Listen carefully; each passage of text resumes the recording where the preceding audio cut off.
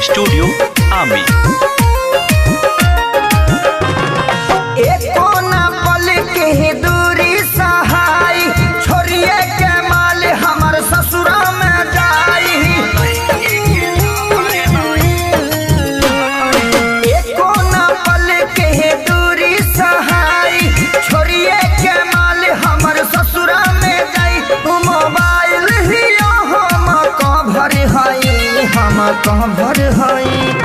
अरे यार होय विकासवा हो, विद्यावा हो, सोनोजवा हो, दीपका हो।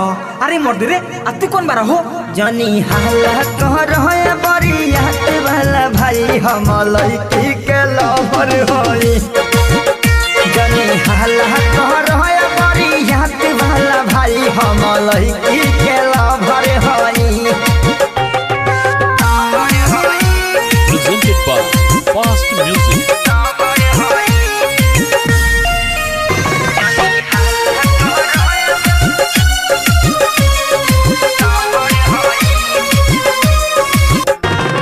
मिले खातिर हम आइनी दुआरा पह तोहरा पिटैनी। मुहवा फुला देला सरऊ एक पुरियो ना खैनी।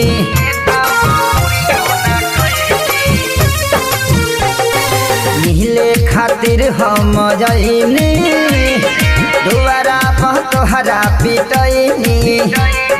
मुहवा फुला देल सरऊ एक पुरियो ना खैनी।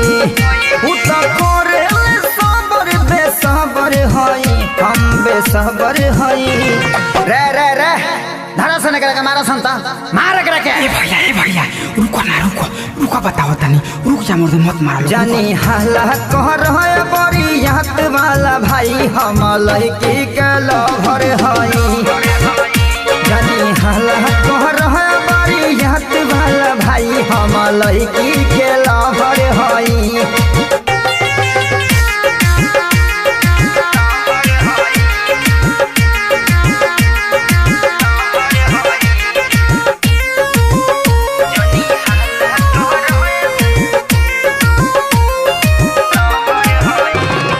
सुनाए इरशाद बेदर्दी लागल होई उनका हरदी।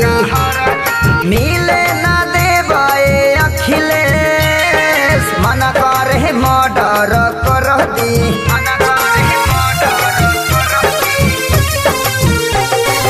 सुनाए इरशाद बेदर्दी लागल होई उनका हरदी। मिले ना देवे काकू बलमुआ मन करे मर्डर कर दी। खुलल कसिया के ऊपर हम रहबर हई हम रहबर हई। रे ते कहाँ के हईस रे? ए भैया एगो बात कही। अरे कह ना रे। केहू से कहबो ना नु? ना ना हो जोन किया मंडपो में बैठल बिया नु ओकरे हम लवर होई। जानी हाला कर बरियात वाला भाई हम लड़की के लवर हई।